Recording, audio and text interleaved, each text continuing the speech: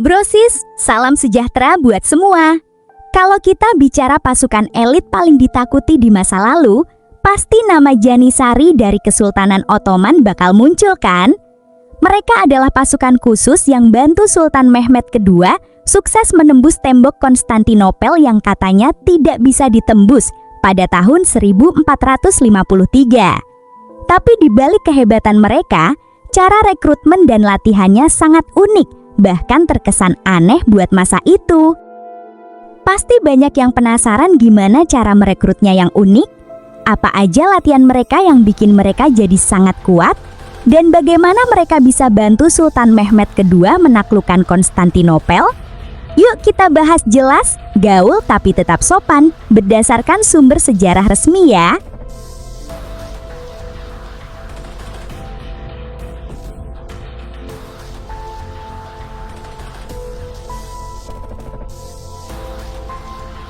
Pasukan Janissary resmi dibentuk sekitar abad ke-14 di bawah pemerintahan Sultan Murad I, kakek dari Sultan Mehmed II.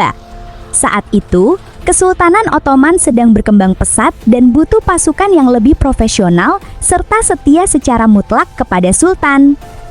Sebelumnya, pasukan Ottoman kebanyakan terdiri dari prajurit lokal atau sekutu yang bisa saja berpindah pihak kalau ada kesempatan. Sultan Murad I mau punya pasukan yang hanya setia kepada dirinya sendiri, dan dari situlah lahirlah konsep Janissary, yang artinya prajurit baru atau pasukan baru dalam bahasa Turki.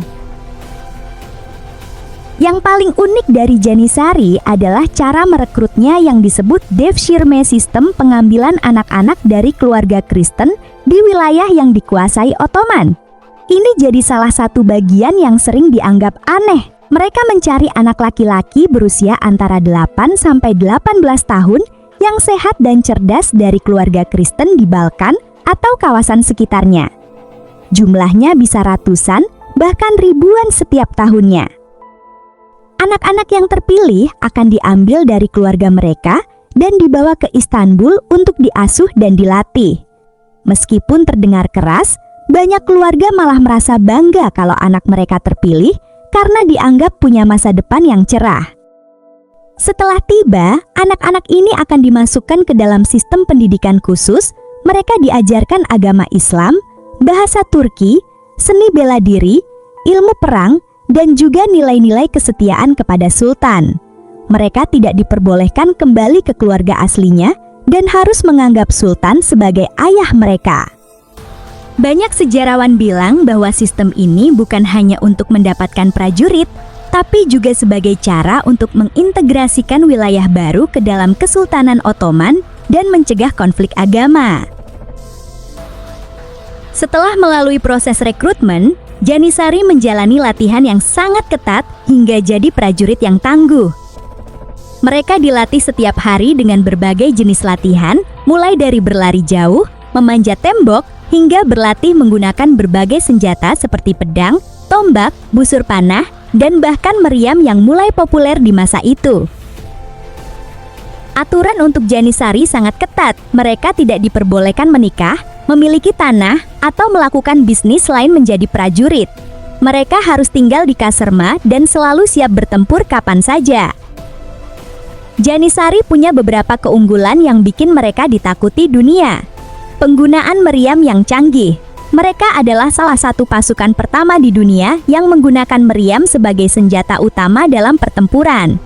Formasi pertempuran yang unik. Mereka menggunakan formasi yang disebut kesiapan total, bisa berubah bentuk dengan cepat sesuai dengan medan perang.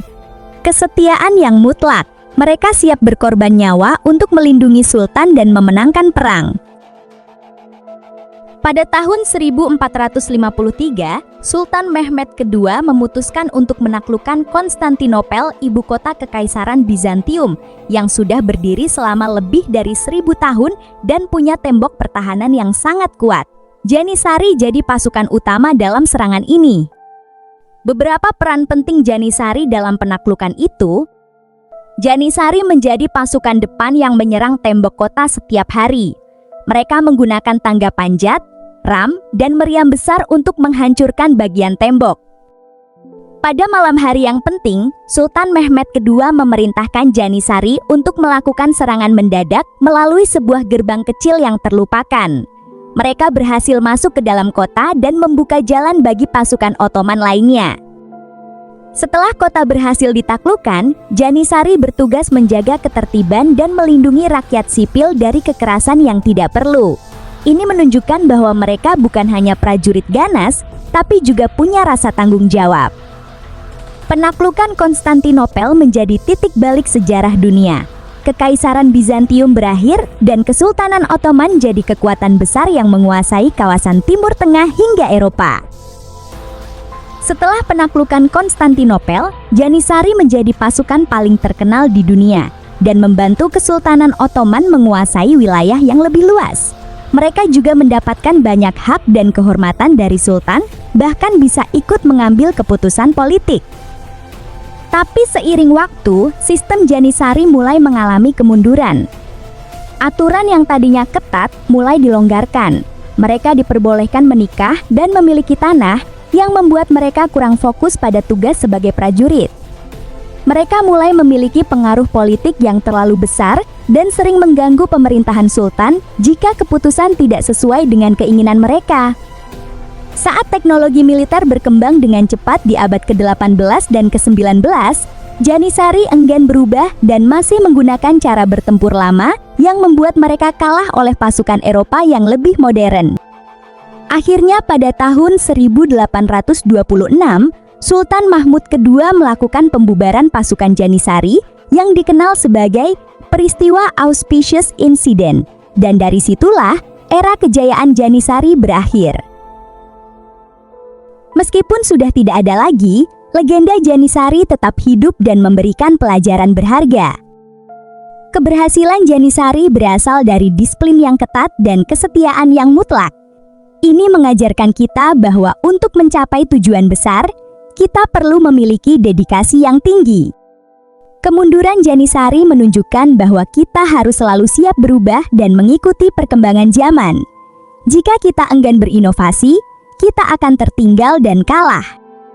Sistem devshirme yang awalnya dianggap aneh, ternyata berhasil mengintegrasikan berbagai suku dan agama ke dalam Kesultanan Ottoman, yang membuat negara jadi lebih kuat dan stabil.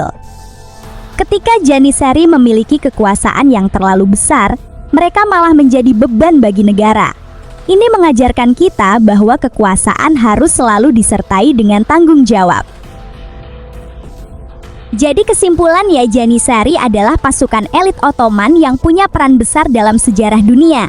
Meskipun cara rekrutmen dan latihannya terkesan unik bahkan aneh buat masa itu, mereka berhasil membuktikan diri sebagai prajurit yang sangat hebat. Kisahnya mengajarkan kita tentang pentingnya disiplin, inovasi, dan bagaimana kekuatan bisa digunakan untuk kebaikan. Semoga kita bisa mengambil pelajaran dari sejarah mereka untuk hidup lebih baik dan berkontribusi positif bagi masyarakat. Jangan lupa bagi cerita ini ke teman-teman ya, supaya lebih banyak orang tahu tentang legenda pasukan Janisari. Kalau suka konten ini, jangan lupa like, share, dan subscribe buat dapat info segar lainnya. Terima kasih sudah nonton, tetap semangat belajar sejarah ya!